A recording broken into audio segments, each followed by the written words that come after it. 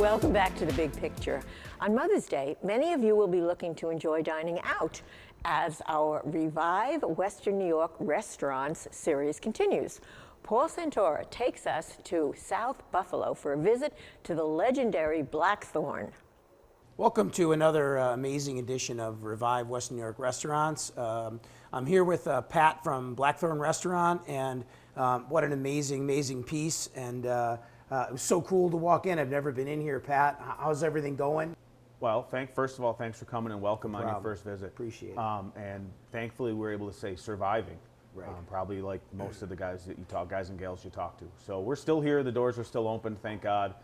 It's obviously been a crazy year, almost a year, and we're doing the best we can to keep everybody working and keep everybody safe. Obviously, our employees and our customers, but keep the paychecks coming and keep the doors unlocked. So just tell me, really, in a nutshell, it's a great story about we were talking about the guy who's behind the bar, and tell me a bit how you got involved. What was and why? I guess would be the nice question. Sure. Yeah.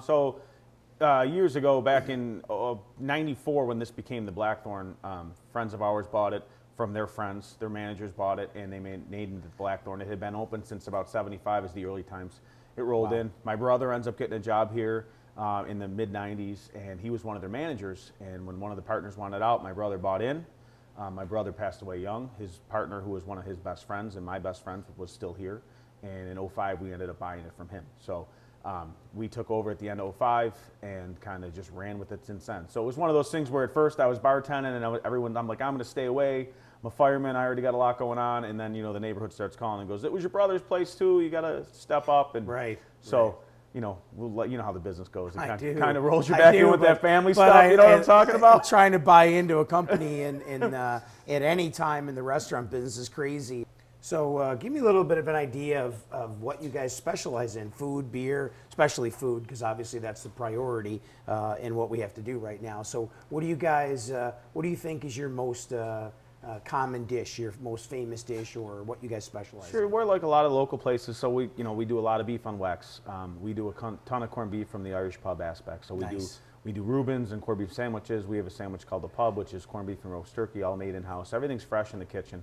Obviously, fish fries year-round on Fridays. Lots of sandwiches, but also a nice amount of entrees. We got some good steaks and also some nice seafood and pasta dishes. We try and keep it different for our regulars with some good specials that change it up. Yeah. So we continually try and adjust variety, that. Man. Yeah. We really try. We got some nice apps, some nice salads, roll into a bunch of sandwiches. I'm a sandwich guy, so I'm an easy sell on having way too big of a sandwich page that the chefs hate me for. Sounds good. And a bunch of entrees. Yeah. So what about beer selection? I mean, I know it's an Irish type of place, Sure. so I'm assuming there's good stuff. Right. So we got our Sullivans. We got 3 different kinds of Sullivans. We got our Guinness, Smithwick's, and Harp, of course. We have 21 beers on tap. So we try and keep probably 12 or 15 of them as generally the same, especially the Irish beers, and then we try and rotate to have some fresh selection out of the other, 8 to 10 beers just to keep the customers interested, and obviously seasonally. With the patio, we've been able to change over time and have some really good seasonal summer type beer, spring, fall type beer outside. And then we roll into we have 75 Irish whiskeys and 65 bourbons in house. Nice. So we're lucky enough. Yeah, we're able to sell. We have anything from Pappy and Buffalo Trace and a pretty good selection. So give me we just went outside a little bit ago, and you would never ever know on this street that hidden gem was there. So give me a quick rundown of what goes on out there and how you develop that space. Sure. So over the years, we were able. Seneca Street's been a work in progress for years and years, and it was pretty downtrodden when we first came in. And we believed in ourselves and our space, but over the course of time, we were able to grab some of the businesses and kind of make a little elbow room for ourselves. We're lucky now that there's a revitalization going around right now. So Hook and Ladder Company has bought a bunch of houses. They just redid the show down. A different company just redid the show down the street into this beautiful wedding banquet room and some nice restaurants. So we're lucky now that Seneca Street's a little bit of a hidden gem still, but we have the space outside where, as we acquired it, we're able to do concerts and outdoor seating. At one point we had 6 outdoor tables. Now we can hold, non-COVID times, we could hold 2,000 plus people for a concert outside.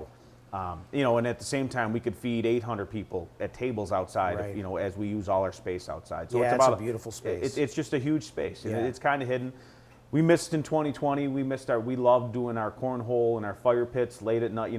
And late at night for us would be 12:30 after Right. dinner, a couple pints and some cornhole and fire pits. Obviously, that'll be back someday. Right. But that stuff certainly we missed last year, and we'll probably miss at least most of this year for. Yeah, But that's incredible. So obviously, the more we talk, the more we go through these unbelievable hidden gems in Western New York. And when I continue to talk about the culture of Western New York, it's not about one individual restaurant. If you've seen so far in the series, it is an incredible array of different selections and different people. And I just want to thank Pat for giving us the opportunity to get out here. Pat, I do have a check to present to you.